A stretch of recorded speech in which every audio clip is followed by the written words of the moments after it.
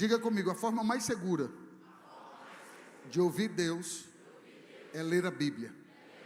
Os profetas existem, os pastores existem, mas a forma mais segura de ouvir Deus é lendo a Bíblia. E nós vamos ler a Bíblia agora, amém? Sente aí, por favor, e abra sua palavra em João capítulo 14, a partir do verso 1, um textinho um pouco longo, mas vai ser importante todos nós lermos a palavra. Eu quero que você acompanhe, por favor, a leitura comigo. João capítulo de número 14. Acompanhe essa leitura, por favor. João 14 diz assim: não se turbe o vosso coração. Em outra linguagem não permita o seu coração ficar preocupado, ansioso. Ele está dizendo, não se turbe o vosso coração, credes em Deus, credes também em mim. Na casa de meu pai há muitas moradas, se assim não fora, eu vos teria dito, pois vou preparar-vos o lugar. E quando eu for, eu vos preparar lugar, voltarei e vos recebereis para mim mesmo, para que onde eu estou, estejais vós também, e vós sabeis o caminho para onde eu vou. Disse-lhe Tomé, Senhor, não sabemos para onde vais, como saber o caminho? Respondeu Jesus, eu sou o caminho, eu sou a verdade, eu sou a vida. Ninguém vai ao Pai, senão por mim. Se vós me tivesses conhecido, conhecereis também o meu Pai.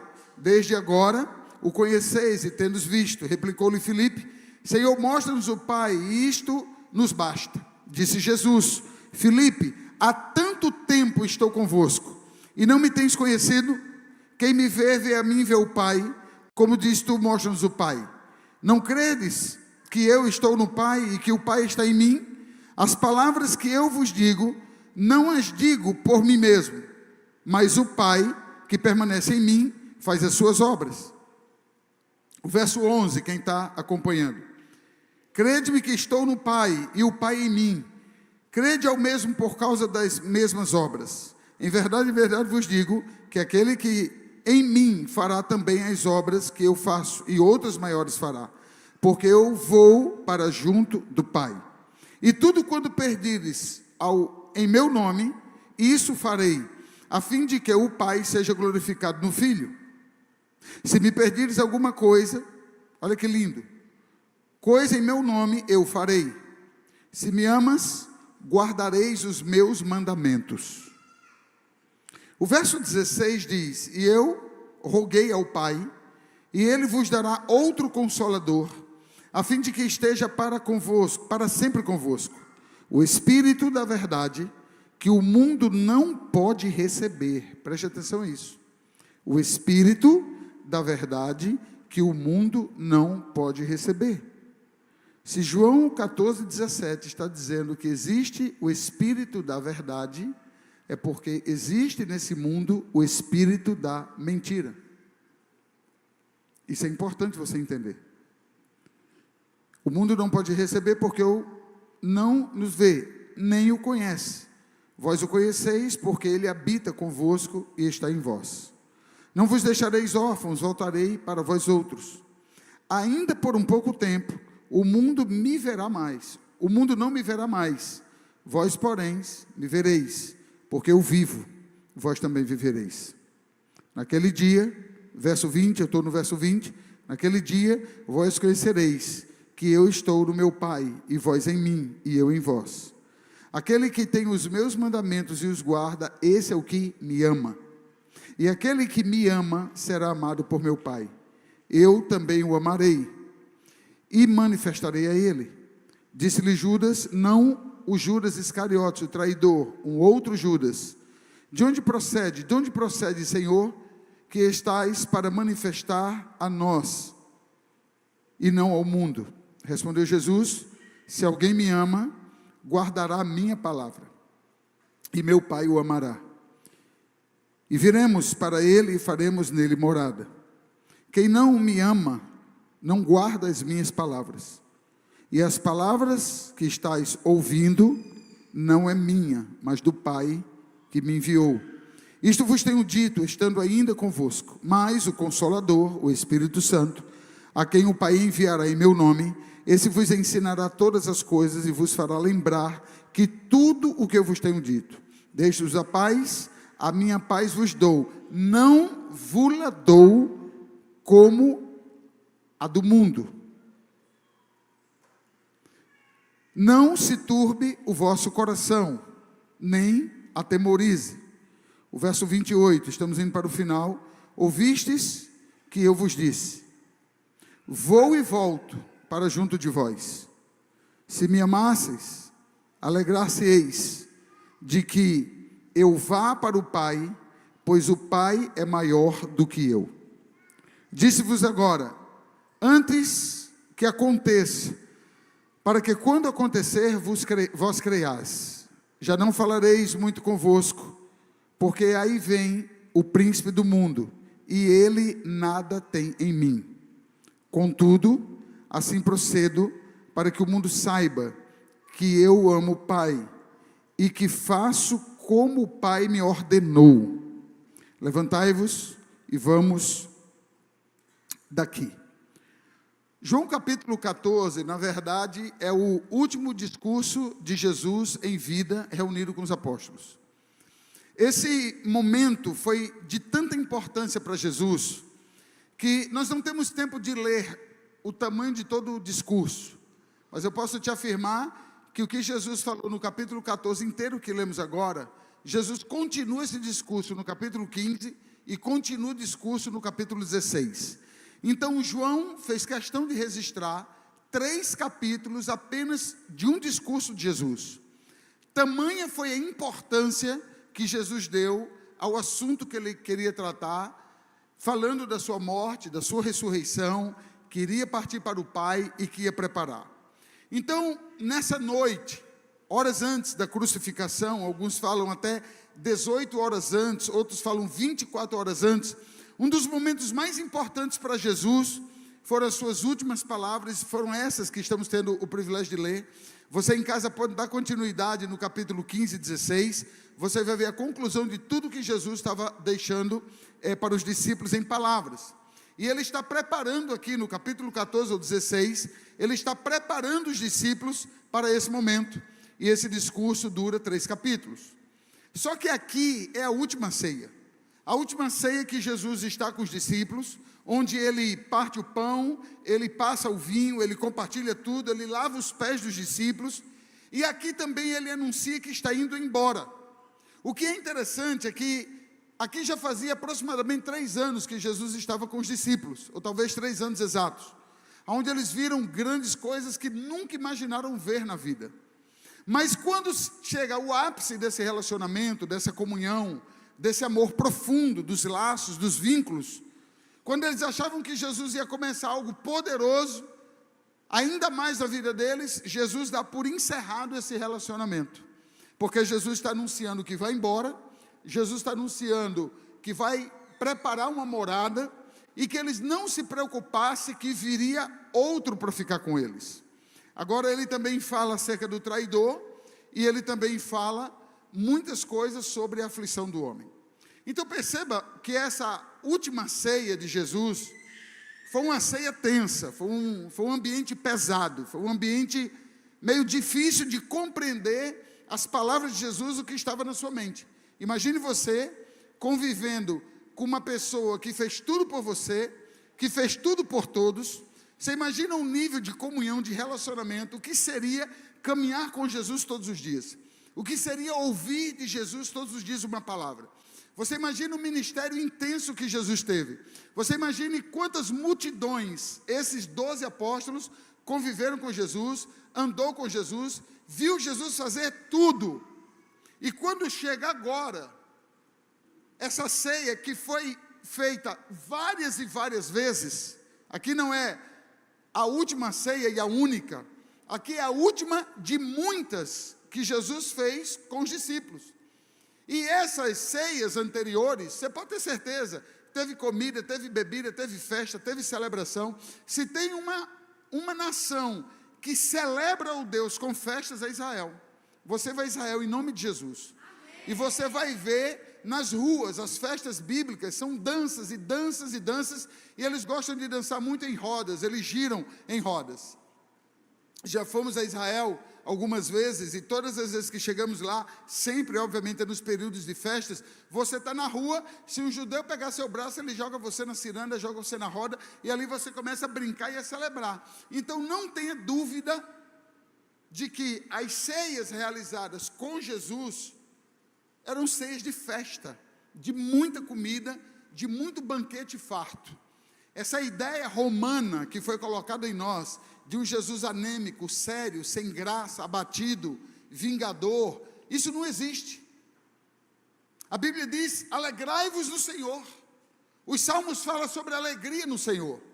Então, estar com Jesus é motivo e razão de alegria, de festa, de paz, de segurança. Só que aqui nessa última ceia foi completamente diferente de todas as outras ceias. O clima aqui estava tenso, Jesus estava falando de ir embora. Olha que essa noite foi muita informação para os discípulos. Primeiro, ele anuncia a sua ida. Segundo, ele anuncia que viria outro para ficar com eles. Se você observou a leitura, lá na frente eu li, ele garantindo que eles não iam ficar órfãos, porque o sentimento de orfandade entrou no coração deles. Porque dependendo de quem você ama, dependendo da pessoa, o que ela representa para você, muitos nessa terra consideramos como o nosso porto seguro. Eu não estou falando que a nossa salvação está no homem, ou nos homens, mas eu estou falando que existem pessoas que nos oferecem essa segurança. Eu tenho uma filha caçula, minha filha caçula tem 9 anos, vez ou outra, quando eu estou em casa, do nada, mas na verdade é do tudo, ela sai de onde ela está e me dá um abraço. Ela não fala nada, mas o abraço dela é um abraço tão apertado, um abraço de alguns segundos. Ela me dá um abraço, me dá um abraço, me dá um abraço, me solta e vai brincar. Às vezes ela me dá um abraço, me solta e vai dormir. Me dá aquele abraço, me dá aquele beijo demorado aqui no meu rosto, me solta e vai tomar banho. E às vezes eu pergunto: Radassa, está tudo bem? Ela diz: está tudo bem, pai, porque eu gosto de lhe abraçar. Eu fiz: por que você me abraça, filha? Assim: é porque lhe abraçar me dá uma segurança tão grande, pai. Aí eu volto para fazer o que eu estou fazendo. Minha filha não deposita a salvação em mim, mas eu sou o pai, eu sou o pilar principal de uma casa. Então, mesmo que você não seja um pai, mesmo que você seja mulher, você pode perceber que existem pessoas que confiam plenamente em você. Porque eu amo a família, porque eu prego sobre restaurar a família, porque a nossa igreja trabalha a família. Eu não me importo como a sua família chega aqui na igreja. Eu só quero que você me dê uma chance para que a gente transforme a sua casa em um pedacinho do céu. Não existe nada melhor do que uma família estruturada. Pai, marido, olha aqui para mim. Se tem pessoas nesse planeta que torcem por você, é a sua esposa e os seus filhos. Quando o pai chega em casa, não tem nada melhor para um filho. Não tem nada melhor para uma esposa. Por isso que precisamos construir um ambiente, não só a família biológica, mas como também a família espiritual. Quando nós fazemos parte de uma igreja, e que ela tem essa ideia de pertencimento, quando ela tem uma ideia de paternidade, como ela tem uma ideia de família, queridos, quem vive família, não tem ambiente de preconceito, não tem ambiente de julgamento, não tem ambiente de apontar dedo para o outro. A única coisa que queremos é ver o crescimento do outro e a prosperidade do outro. Dê um aplauso ao Senhor. Pode ser mais forte esse aplauso. Aqui Jesus anuncia que está indo embora, mas também ele anuncia que virá outro, e isso começa a mexer com a cabeça dos discípulos. Uma outra coisa interessante ainda nessa noite, ele lava os pés dos apóstolos. Não somos dignos de lavar, que o Senhor lave nossos pés, nós temos que lavar os seus. E Jesus diz: eu preciso lavar, porque eu tenho algumas lições com tudo isso. E ainda teve mais essa noite. Ele anuncia que teria um traidor entre aquela equipe que estava na ceia. Eu quero levar você, eu quero arrebatar você para aquele momento. Para aqui um segundinho, volta a atenção para mim, entra comigo na história. Imagina esse ambiente, lava pés, comunica que vai embora, virá outro, e ainda anuncia que vai ter um traidor. Só que não ficou por aqui, piorou um pouco mais. Porque Pedro, impulsivo, já se levantou e Pedro disse: não sei quem vai trair, uma coisa é certa, eu vou ficar com o senhor para o resto da minha vida. Jesus disse: Pedro, senta, porque ainda essa noite você vai me trair. Ainda essa noite você vai me trair. Então a ideia que dá é que só não teria um, teria mais. E ficou aquele clima ali, quem seria? Pedro declara lealdade e Jesus anuncia. Agora é interessante que João capítulo 14, ele começa dizendo: não vos preocupeis com nada. Se tem uma coisa que temos que aprender a guardar nessa vida é o nosso coração. E as preocupações, as aflições dessa vida podem nos trazer problemas emocionais. Temos históricos de pessoas que infartaram, infelizmente outros que morreram, pessoas que geraram níveis altíssimos de ansiedade. No culto da manhã eu compartilhei um testemunho de um amigo que eu tenho hoje. Ele é um policial, e mais de 20 anos trabalhando na rua, prendendo essa turma aí fora. E ele diz que essa vida exigiu dele muito esforço físico, muita preocupação, muita tensão. Você sabe, por exemplo, o que é estar diante de um tiroteio? A gente sabe de filme, mas os policiais, é uma vida tensa, o tempo todo. E ele diz que começou a ter um problema, e foi fazer exames, e o médico disse: devido ao teu esforço de tanto trabalho, teu coração cresceu. Devido às aflições, às preocupações, afetou teu coração. Você agora vai ter que buscar uma qualidade de vida. E ele está no processo aí de exames, e etc, etc, para ver se continua a trabalhar, ou ele vai ser aposentado. Essas aflições desse mundo, as aflições dessa vida, ela nos sobrecarrega. Esse anseio de querer viver em função de trabalho. Tem pessoas que eu falo assim: fulano, por que você não está vindo para o culto? Ah, apóstolo, muito trabalho. Fulano, por que você não vai para o encontro? É o terceiro encontro, quarto encontro. Ah, apóstolo, não consegui escala. Fulano, por que você não vem para os treinamentos? Por que você falta GC? Ah, apóstolo, o senhor não tem noção da minha vida, é um corre-corre de louco. Tudo bem, quem está falando pode ser até um jovem, pode ser até um homem na média de 30, 40 anos. Mas existem doenças que elas não aparecem do dia para o outro.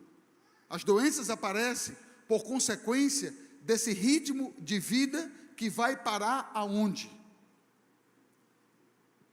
Quando Jesus está falando, não vos preocupeis com nada, Jesus está dizendo em outras palavras: eu quero que você aprenda a se cuidar. Eu quero que você aprenda a valorizar o reino de Deus mais do que tudo nessa vida. Deixa eu te falar uma coisa, olha aqui para mim. Eu gosto muito de pregar sempre lembrando isso. Olha aqui para mim. Eu gosto de pregar sempre falando isso. Tudo que eu prego nesse altar, essa palavra antes de chegar para você, ela chegou na minha vida. Muita coisa do que eu prego foram situações que eu passei na vida, certas e erradas. São também frutos de estudos e descobertas, de livros e etc. Mas eu não tenho nenhum problema em te dizer que muita coisa que eu tento te ajudar é porque eu errei primeiro. E se existe algo bom na família e na igreja, em um GC, é ter um líder humano. O que é um líder humano? É alguém que não tem vergonha de se expor. É alguém que não tem vaidade em seu coração. É alguém que quer mostrar de fato Cristo e não a si mesmo. Eu já tive problemas seríssimos. Como pastor, tive uma fase da minha vida que eu queria resolver os problemas de todo mundo. Tive fases da minha vida que eu trabalhava 18, 20 horas. Acredite se você quiser. Acredite se você quiser. Eu já entrei nessa igreja aqui de 6 horas da manhã do dia e voltei para casa no outro dia de meio-dia. E já fiz isso várias vezes. Eu já fiquei aqui mais de 24 horas trabalhando. Intervalozinho para comer um lanche, alguma coisa, porque foi um volume de tantos problemas. E que eu mergulhei nisso, que eu tenho que salvar o mundo. que me ocorreram problemas. Então eu já parei de frente de psicólogos, eu já parei de frente de profissionais, nutrólogos, nutricionista, endócrinos, já parei na frente de tantos outros profissionais que eles disseram: ou o senhor aprende a se cuidar, ou o senhor não vai ter condições de cuidar de mais ninguém. Pelo menos de 2 médicos eu já ouvi. A Bíblia que o Senhor prega, a Bíblia que o Senhor crê, está lá escrito. Paulo disse a Timóteo: cuida de ti mesmo e da sã doutrina, para que tu possas cuidar da vida de alguém. Eu tomei como lição para a minha vida. Então, o que eu estou falando para você aqui, nós vamos encontrar nos exames de sangue que a gente faz, de urinas, de fezes. Nós vamos encontrar as taxas como elas estão. Então, Jesus está aqui, em João 14, nos lembrando de algo que muitas vezes nós esquecemos, apesar de sermos discípulos. O homem é formado no espírito, o homem é formado no corpo e o homem é formado na alma. Você tem um corpo físico, o qual conduz, ele é condutor da tua alma e do teu espírito. O teu corpo, parabéns se você está em uma academia, parabéns se você pratica algum esporte, parabéns se você tem saúde, vai de um lado para o outro, estuda, trabalha, parabéns. O teu corpo está funcionando muito bem, mas sabe qual é o problema de muitos? Que só foca no corpo físico, e esquece da alma e esquece do espírito. Se torna impossível você descansar seu coração. A partir do momento em que você só olha para o seu corpo, a partir do momento em que você só tem tempo para frequentar a igreja nos dias de domingo. Pegue um personal de academia muito bom e diga para ele: transforme o meu corpo em 1 ano. Eu quero aumentar 20 quilos de massa magra, eu quero ficar fortão. Agora, eu só tenho tempo 1 vez por semana. Sabe o que ele vai dizer? Impossível. Aí sabe o que ele vai lhe responder? Se você quiser um corpo, estou falando do corpo físico, se você quiser um corpo transformado como você pensa, no mínimo, para ter uma diferença no corpo, no mínimo, você precisa de 4 a 5 dias por semana, para que o seu corpo comece a ter um resultado.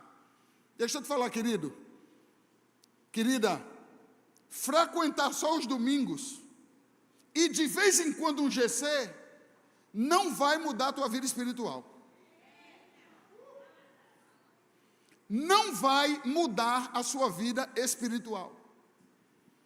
Pessoas que se alimentam só dos domingos não têm a sua vida transformada. Isso é científico, ou cientificamente comprovado. Pega agora os concurseiros. O Lucas, por exemplo, que passou agora recente num concurso. Pergunta a Lucas quantas horas ele estudava por dia. Lucas não falta culto, primicista e dizimista fiel. Mas Lucas dedicava 8 horas por dia de estudo para passar no concurso que ele passou. Aí tem uma turminha que quer estudar 40 minutos por dia, vai passar nunca. A concorrência é essa aí. Então, para que as coisas mudem, e se queremos ter uma mudança relevante na vida, precisamos rever algumas coisas. Por isso que, olha que palavra eu estou te dando, olha que palavra. Por isso que os escândalos dentro da igreja têm aumentado. Por isso que o número de membros dentro da igreja, assim como estão lotando os templos, estão lotando as clínicas psiquiátricas, estão lotando as clínicas de psicólogos, estão lotando, sabe o quê? Cadeias em presídios. Porque o vosso pastor que vos fala, estava tratando de um discípulo que foi preso e foi para a cadeia. Foi anunciado a ele algumas coisas, ele não deu ouvido, foi para a cadeia. Saiu da cadeia e, conversando com ele, diz: qual foi a experiência que você teve na cadeia? Foi um tempo, é ruim estar na cadeia, mas foi um tempo bom. Eu fui um tempo bom por quê? Porque quem estava preso comigo, todos na cadeira, eram todos evangélicos, inclusive quem pregava para a gente era um pastor.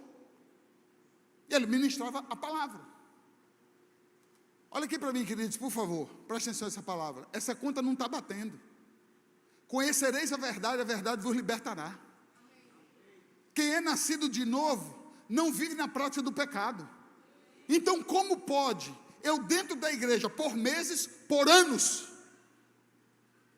e tendo uma conduta lá fora, que tem me levado para cadeias, eu estou falando físicas, fora as cadeias espirituais, o índice de depressão tem crescido dentro da igreja, de suicídio dentro da igreja, só porque não está dando atenção ao último discurso de Jesus. Você que está aqui essa noite, frequentando igreja ou não, visitando pela primeira vez ou não, você que é discípulo da casa, que só aparece aqui aos domingos e quando pode às quartas-feiras, preste atenção uma coisa, muita coisa que está acontecendo na sua vida, essa sobrecarga que está sobre você, hoje a palavra de Deus está lhe dizendo, muda as sementes, que Ele vai mudar a sua colheita. Que sementes são essas que o Senhor está falando? As suas ações. Existem pessoas que querem provar de algo novo, mas não tem como provar de algo novo, se a prática de vida é velha como sempre. Jesus não é uma religião. Jesus não é um boleto da sorte. Jesus não é aquele que me encontra domingo e faz um pirlim-pim-pim na minha vida e está tudo resolvido. Não é assim. É necessário passos, é necessário um processo. Por isso que, preste atenção, 3 coisas importantes que Jesus fala no seu discurso, tem muito mais, mas eu quero destacar aqui. Primeira coisa que Jesus fala, não turbe o vosso coração, ou seja, Jesus está dizendo, não se preocupe. Do verso 1 ao 4, Jesus acalma os discípulos, Ele quer acalmar todo mundo aqui hoje. Primeiro lugar, porque você não deve se preocupar, e você deve entregar seu coração a Cristo. Primeiro, Ele nos prometeu algo, vou preparar um lugar para todos vocês. O que Jesus está querendo dizer aqui, é que o teu futuro já está 100% garantido. O que é ansiedade?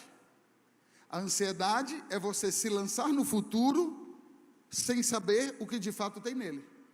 O que é ansiedade, melhor dizendo, é você antecipar o sofrimento. Augusto Cury é um cientista da mente. Augusto Cury diz, 75% das suas aflições é por coisas que não irão acontecer. Vou repetir. 75% da aflição que tem no teu coração agora é por coisas que não irão acontecer. Tudo é fruto da ansiedade. Nós imaginamos uma coisa, calculamos uma coisa que na verdade nem vai acontecer e está longe de acontecer. Isso é ansiedade. Jesus está dizendo, não fiquem aflitos, porque eu vou preparar uma morada para vocês. Quando Jesus está falando dessa morada, Ele está contrastando com o templo que os judeus consideravam o lugar onde Deus estava. Jesus estava falando da sua morte. Jesus estava falando que Ele ia reconstruir o templo em 3 dias. Como reconstrução do templo em 3 dias? Se eu colocar isso aqui abaixo hoje, vai levar meses para construir. Jesus disse, em 3 dias eu resolvo tudo isso. Como? Jesus não estava falando do templo físico. Jesus estava falando da sua morte. Jesus estava falando da sua ressurreição.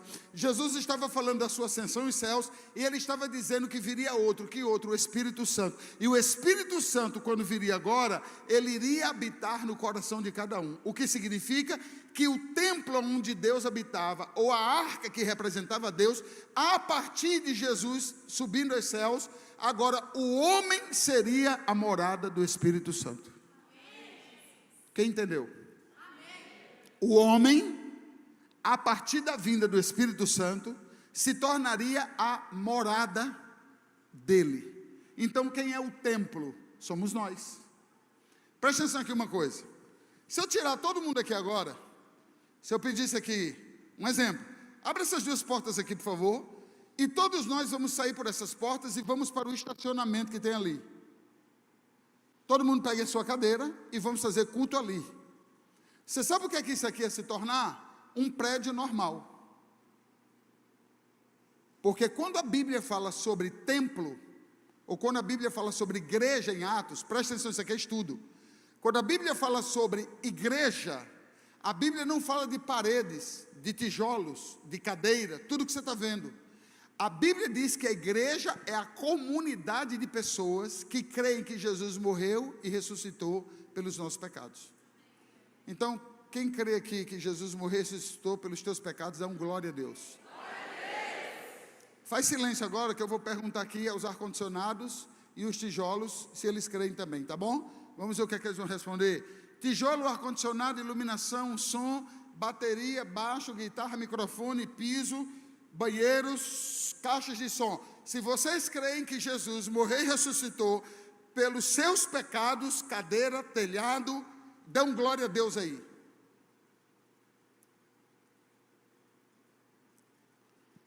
Você sabe o que pode se tornar isso aqui? Um espaço só para o Kids. Isso aqui pode se tornar uma empresa. Porque chegará o tempo, está breve, que nós vamos para um espaço muito maior do que esse. Então quem vai é a igreja, quem é a igreja somos nós. O que Jesus está dizendo com isso é que eu vou, ao terceiro dia eu ressuscito, mas vocês não ficarão órfãos. Tenha calma, descansa o coração, porque vai ficar alguém com vocês, que ele é capaz de resolver tudo quanto eu. Então tudo está pronto, o céu está pronto, e nós temos a eternidade. Agora, para acessarmos ao céu, é necessário uma chave para entrar. E o que nos impede de entrar no céu são os nossos pecados. Primeira coisa que eu quero que você descanse seu coração: o seu futuro está garantido. Enche os pulmões de ar e solta aí um pouquinho. Vamos fazer uma terapia agora. Puxa aí os pulmões de ar, enche aí, ó. Eu já estou fazendo, faz aqui, ó. E libera. Você sabe por que talvez essa promessa de que Ele está preparando algo para nós, mas mesmo assim a gente continua aflito? Você sabe por quê? Porque você tem um corpo. E por causa do corpo que você tem, e por causa da alma que você tem, talvez a tua vida esteja extremamente apegada às coisas dessa vida. O meu filho que estava ministrando agora, ele fez uma colocação poderosa, quando ele disse: talvez você chegou aqui olhando para os ventos e as fortes ondas do mar, batendo talvez na porta da tua casa. E por causa desses olhos fixos nas forças do vento e das ondas, você constantemente está ofegante, você constantemente está sem esperança. Aí precisa de um culto para oxigenar. Obrigado.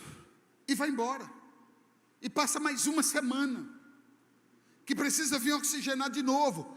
O desemprego, a crise global, a minha casa, o meu marido, o meu filho, a minha esposa. Jesus está te lembrando que além de você ser corpo, você também é espírito. E é necessário que você faça algo ao teu favor. Fazer o que, apóstolo? Você precisa pegar parte da tua vida e entregar nas mãos do Espírito Santo, para que o Espírito Santo possa te alimentar. E esse te alimentar vai te lembrar que a vida não se resume nessa vida. Todo homem que tem a esperança somente nessas coisas da vida, ele vai se frustrar sempre. Porque você já percebeu que tudo nessa vida é passageiro? Eu não estou falando de um amor errado, não. não estou falando de um amor errado, que frustra. A gente lança todas as apostas em uma paixão, essa paixão começa muito bem, depois ela acaba, a gente leva fora. Quem já levou fora aqui? Ninguém, graças a Deus. Quem já deu um fora aqui? Também ninguém, graças a Deus. Mas tem gente que já levou fora e tem gente que já deu fora. Aí o coraçãozinho faz o quê? Fratura, ele quebra. Você sabe o que é que eu quero falar? Eu quero falar de coisas mais profundas. Por exemplo, aquele ou aquela pessoa que você tanto ama, e apareceu uma fatalidade na vida, essa pessoa morreu. Eu quero falar daquele emprego, 100% dos seus sonhos, veio uma crise chamada Covid, fez com que o empregador tivesse que demitir um bocado de gente. Eu gosto de pesquisas. Você sabia que depois do Covid, 47% de maltratos a animais aumentou? Aumentou 47% de maltratos a animais. Você sabe por quê? Porque quem está dentro de casa estressou ao ponto de não suportar até aquilo que ele amava tanto. A saúde não é para todo sempre. As pessoas que convivem conosco não é para todo sempre. Todo mundo nessa vida vai chegar no seu último dia, na sua última comunhão, na sua última palavra, na sua última. E Jesus não foi diferente, aqui foi a última palavra. Por isso que ele está dizendo: coloca o teu coração em mim, disse Jesus, porque eu que tenho a garantia do teu futuro. Ou por outro lado, eu posso ter pessoas aqui que estão vivendo um momento excelente, que você continue vivendo esse momento excelente, mas deixa eu te dizer, esse momento excelente também é passageiro, eterno só Deus. Olha o que é que diz João capítulo 6, volta um pouco aí a tua palavra, olha o que é que diz João capítulo de número 6, deixa eu te provar a importância de você descansar o teu coração. Olha o que é que diz o Evangelho de João, verso,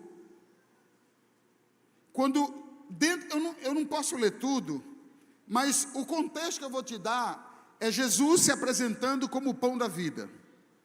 Começa ali no verso 22, João 6, 22. No dia seguinte, a multidão ficara do outro lado do mar, notou que ali não havia senão um pequeno barco, e que Jesus não embarcara nele, com seus discípulos, tendo estes partido sós.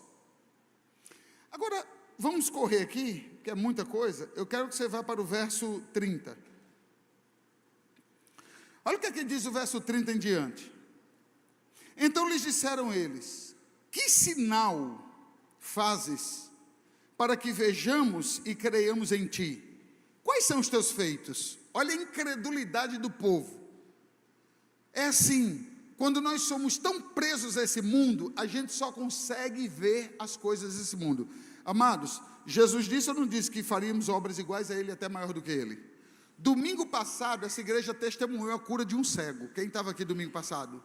Domingo passado, um cego foi curado nessa igreja. Os discípulos viram, nos dias de Jesus, um cego sendo curado. Domingo passado, um cego foi curado nessa igreja. Significa que os sinais, prodígios e maravilhas e a presença real do Espírito Santo está tão aqui quanto nos dias de Jesus com os apóstolos. Diga amém. Mas ainda eu posso ter pessoas vendo o cego ser curado, mas o seu coração não está sendo curado. Sai daqui aflito do mesmo jeito, e a agendinha da semana, Deus está sempre em 5º, 3º, 10º lugar, nunca em primeiro. Porque esse grupo aqui está dizendo: quem és tu? Que sinais você tem feito? Olha o 31. Nossos pais comeram o maná no deserto, como está escrito. Olha a soberba do povo. Nossos pais, ou seja, o nosso passado, o antepassado, comeu maná do deserto. Ou seja, está comparando Jesus. Os nossos antepassados comeram do maná E você tem o que para nós?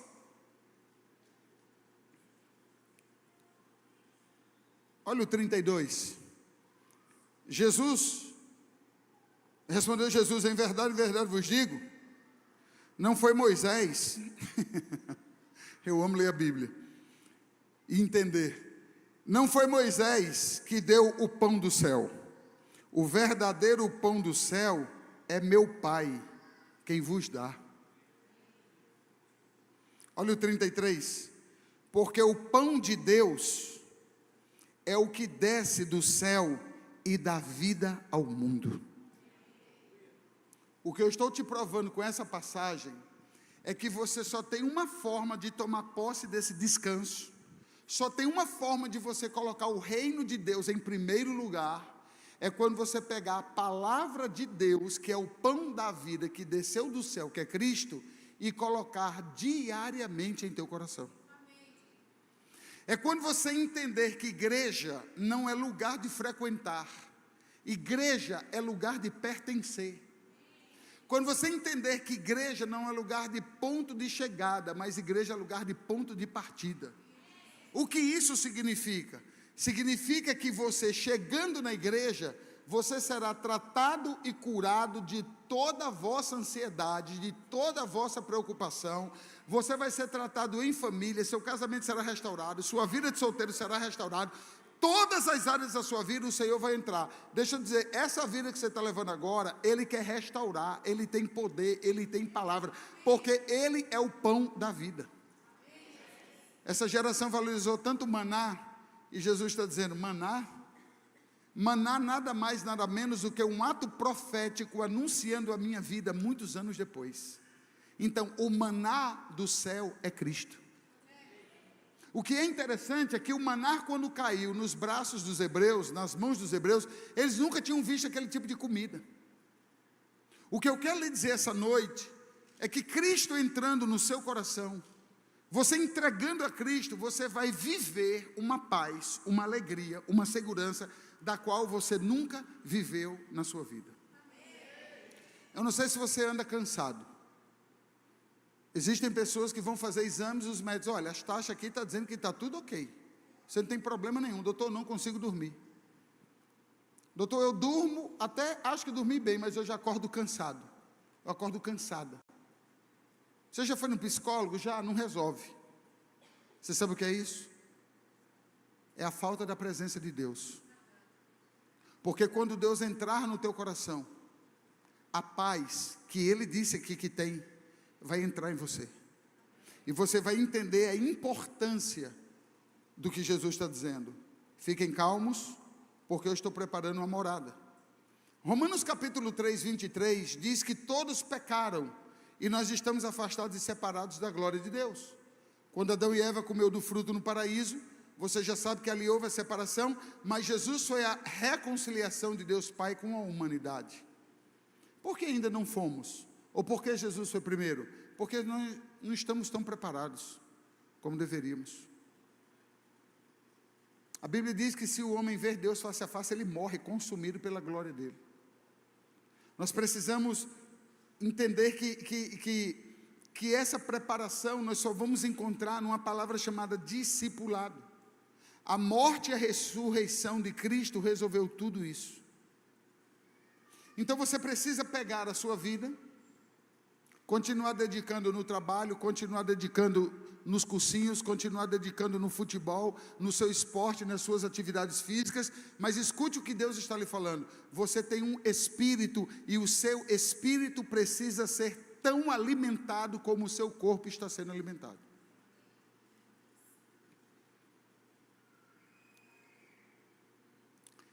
A segunda razão, apenas 3, porque Jesus está dizendo, descansa o teu coração. A segunda razão é porque Ele disse, eu vou voltar. Jesus sabe que muita coisa tem deixado você aflito, mas existe uma esperança de que Ele vai voltar. E se nós consideramos essa verdade como fundamento, nós precisamos nos preparar diariamente. Alguém pode ser perfeito nessa vida? nem eu que estou pregando. Mas a Bíblia diz que Jesus morreu na cruz. O seu sangue foi derramado. E o sangue de Jesus é diferente do nosso, porque o sangue de Jesus é justo. E quando eu confesso com os meus lábios e creio do fundo do meu coração que Jesus morreu e ressuscitou pelos meus pecados, eu sou perdoado. Aí o mundo tem uma brincadeira. Fulaninho que aprontava tanto, fulaninha que aprontava tanto, agora é crente, achando que ir para a igreja vai resolver os seus pecados. O mundo não conhece a Deus, o mundo não conhece a palavra, mas o que estamos estudando aqui hoje é possível.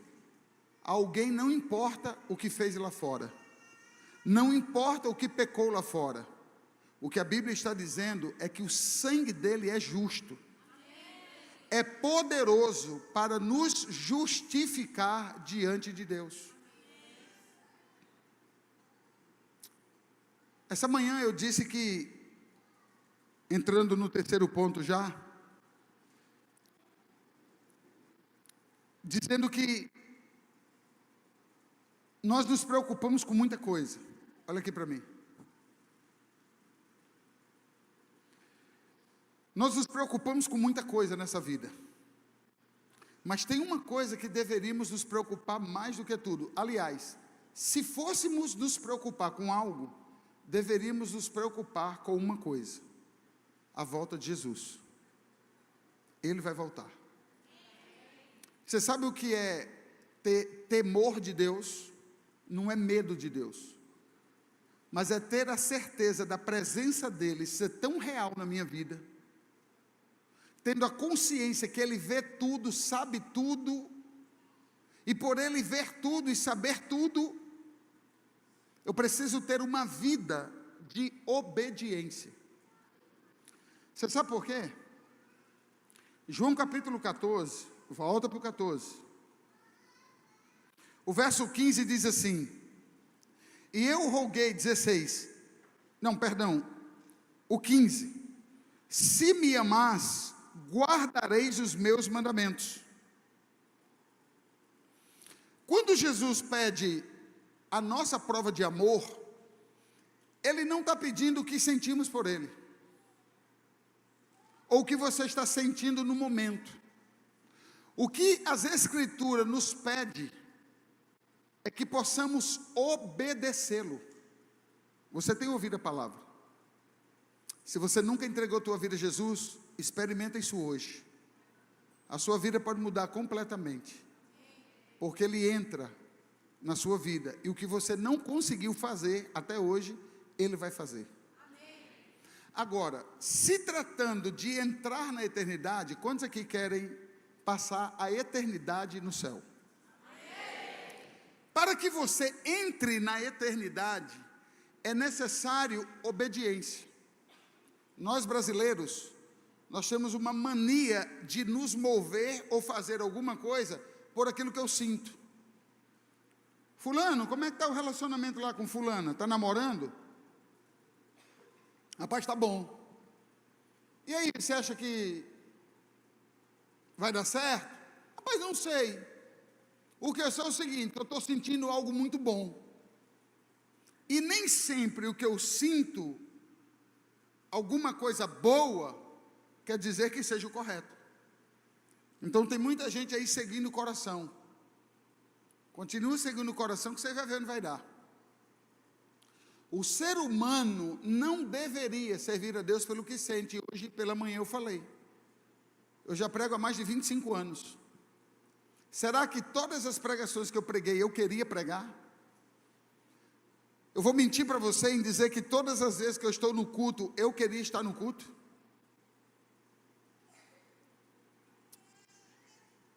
Eu gosto de pregar da forma mais simples e sincera e verdadeira, para que a gente crie uma empatia, e você possa entender melhor o que está sendo falado. Você sabe que horas eu saí da minha casa hoje? Olha aqui para mim. Eu saí da minha casa hoje 9 horas da manhã. Eu atendi aqui um casal até as 10h40. O culto começa às 10h30. Eu cheguei aqui e já estava indo para o segundo louvor. Acabou o culto hoje, 12, meio-dia e 10, teve Santa Ceia, meio-dia e 15. Eu fiquei aqui até 1h20 da tarde, aqui dentro, atendendo pessoas.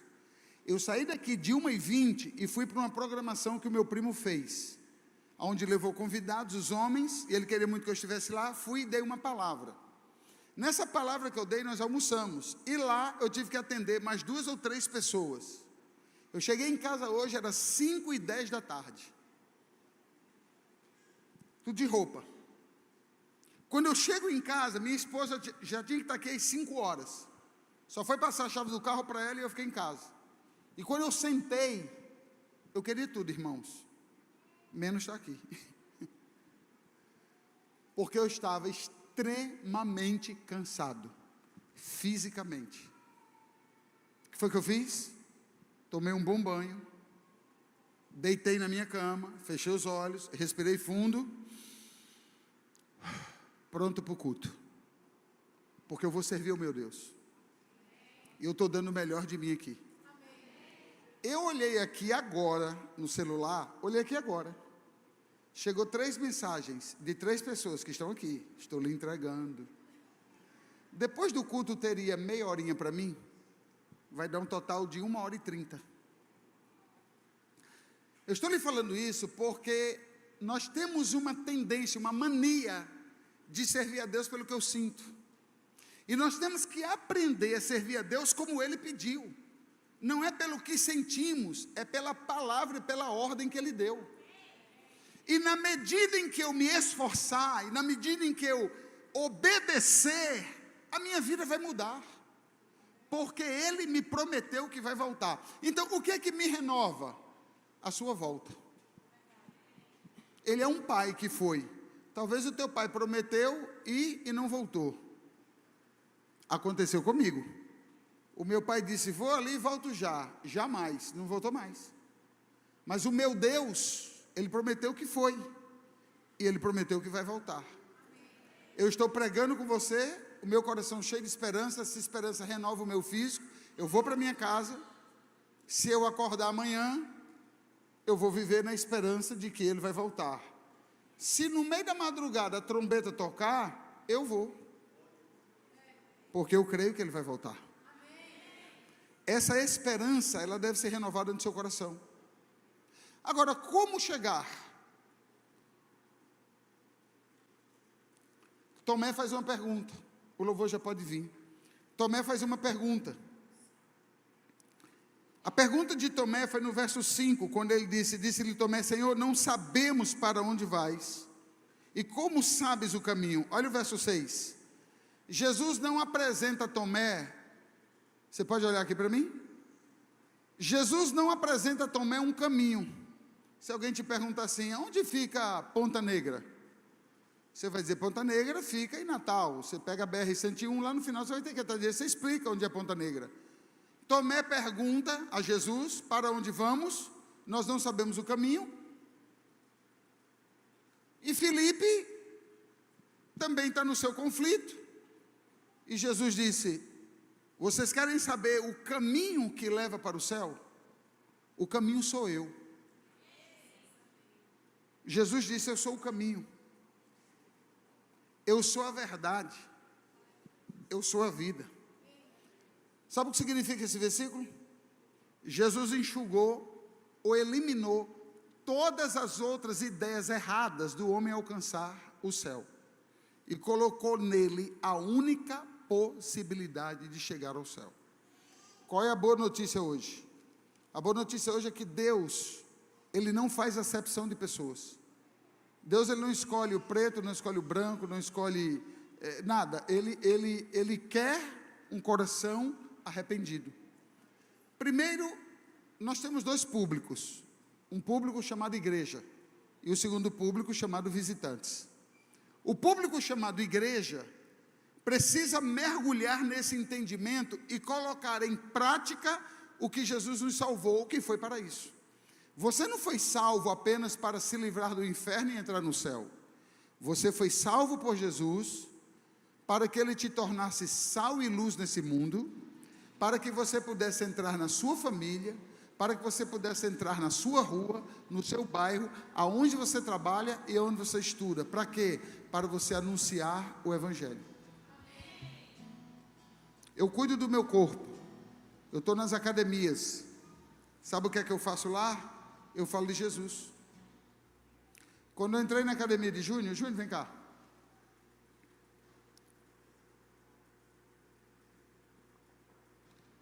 Aqui na igreja, Júnior é meu discípulo. E eu gosto muito quando ele está na igreja, porque eu posso bater nele. Você vai entender por quê. Júnior é meu discípulo. Pode vir, Júnior. Agora que eu faço o que eu quiser. Ele está assim, ó, mas amanhã tem treino. Brincadeira. Júnior é professor, ele tem uma academia, e ele ensina artes marciais. E eu sou aluno dele. Eu faço jiu-jitsu. E quando eu entrei para fazer jiu-jitsu, foi para ganhar vidas. Tem hora que eu estou treinando, eu digo, o que é que eu estou fazendo aqui? Porque jiu-jitsu é uma arte suave. A pessoa, ela dobra a roupa com você dentro. E lhe devolve para a família. E tem hora que eu estou ali, eu disse, meu Deus, o que é que eu estou fazendo aqui? Já passou na minha cabeça, eu disse, pô, dou um tempo. Porque também quando eu saio, eu tenho que procurar alguém para bater. Porque eu só apanho. Mas quando eu estou lá dentro, o que é que está acontecendo? Eu estou falando de Jesus para um bocado de rapazes. E o que é que Deus está fazendo? Transformando toda a academia. Estamos agora nos organizando para fazer um campeonato interno. E Ele quer fazer com que esse campeonato atraia mais pessoas. E Ele vai fazer um espaço para o evangelismo, onde nós vamos falar de Jesus, e quem vai falar? Eu. E quando a gente está treinando, quem é de academia sabe, tem alguns aqui que são jiu-jiteiros, nós colocamos uma música, para dar aquele gás. E tem hora que ele bota aquela música, somos corpos, assim bem ajustados, totalmente ligados, unidos, vivendo em amor, nossa família. E o nosso ar, ele vai embora lentamente, ele vai embora, lentamente. Mas o que importa é que vidas estão sendo salvas. Ele é casado, tem quantos filhos? Tudo? 5. Toda a casa dele serve aqui. Todos estão aqui. O que é isso? É entender o propósito de vida. Se eu fosse mulher, eu era manicure. E eu ungia o óleo da unção dentro das tintas. E enquanto eu fazia a unha da mulher, e agora está fazendo as unhas de lobisomem, já viu umas unhas grandes? Você está aqui, a unha chega ali, toca na pessoa aí. Então, você pega essas unhas, enquanto eu estava fazendo unhas, eu estava falando de Jesus. Miga, escuta aqui o negócio. E se tem um negócio, onde tem mulher quebrantada, é em salão. Nossa, Jesus. A minha mulher fala, João, eu quero ir para o salão.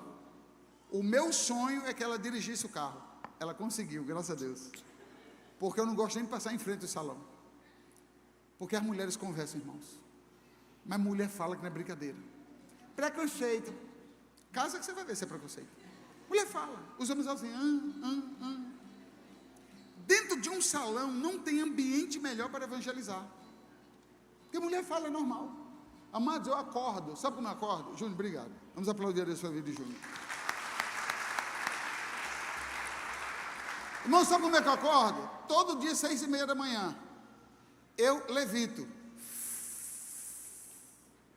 Eu saio dos pés do chão. Eu pego o celular. Eu abro a porta assim, ó. Fecho a porta assim. Para não acordar minha esposa. Como é que minha esposa acorda? João.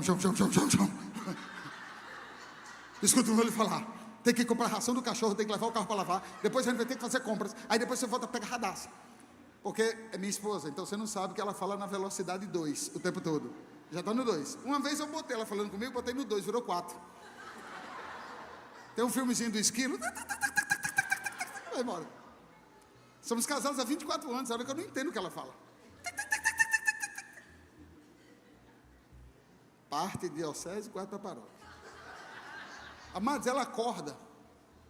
Temos que fazer compra, porque a gente vai viajar mesmo, porque não sei o que, porque vai vir gente agora no meio-dia, vai consertar o cano, o cachorro vai vir, o homem faltou a ração do cachorro, você pega ela e acende a luz e bate a porta, pá, pá, pá. E ela sai, eu fico...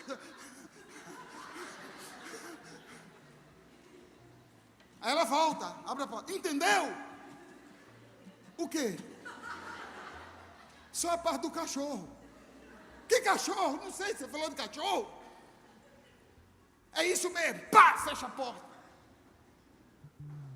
E você tem que botar o louvor. Somos corpos, assim bem ajustados. Jesus termina dizendo: pede-me o que quiser, e eu te darei. Você sabe o que é pede-me o que quiser? Aqui está se referindo a vidas. Jesus está dizendo: a tua casa precisa de salvação. Os teus amigos precisam de salvação. Os amigos da faculdade, do trabalho, precisam de salvação. E você precisa ganhar essas vidas. Você tem tudo para falar do amor de Deus. Apóstolo, eu tenho vergonha. Deixa eu ensinar aqui uma técnica. Olha todo mundo aqui para mim. Precisa ser pastor para ganhar vidas? Bem forte. Precisa ser pastor para ganhar vidas? Mas tem uma palavra que, se você falar, abre as portas para falar. Me diga qual palavra.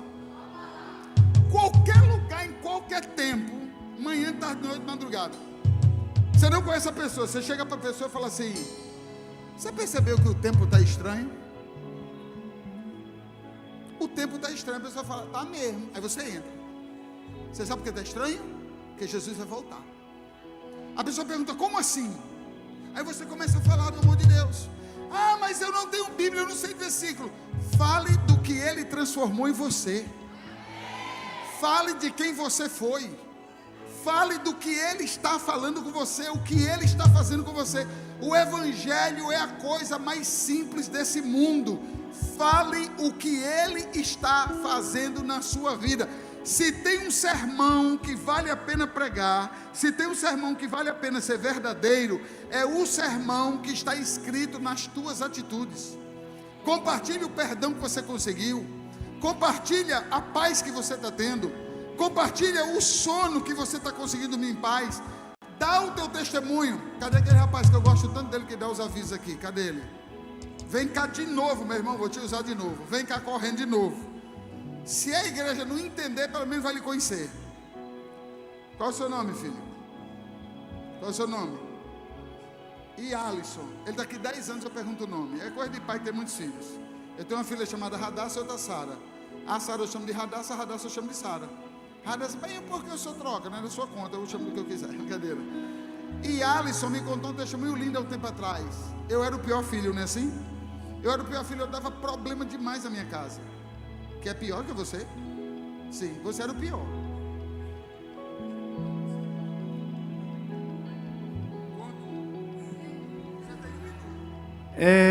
Eu, como poucos sabem, eu era um filho muito horrível e eu não tenho uma boa relação com minha mãe nem com meu pai. E a Igreja do Caminho me ajudou bastante em relação a isso. Hoje eu tenho uma boa relação com meu pai, uma boa relação com minha mãe, graças a Deus. E outra que, agora recente, minha avó sofreu um acidente, como poucos sabem também. E existia uma pessoa que era uma tia minha que mora na Alemanha, e fazia mais de 12 anos que eu não falava com ela. E através do acidente, infelizmente, da minha avó, eu criei coragem de mais de 12 anos sem falar com ela, através de outra briga familiar, e eu falei com ela e a gente trocou palavras bonitas, super feliz, e eu sinto que a reconciliação com ela foi maravilhosa.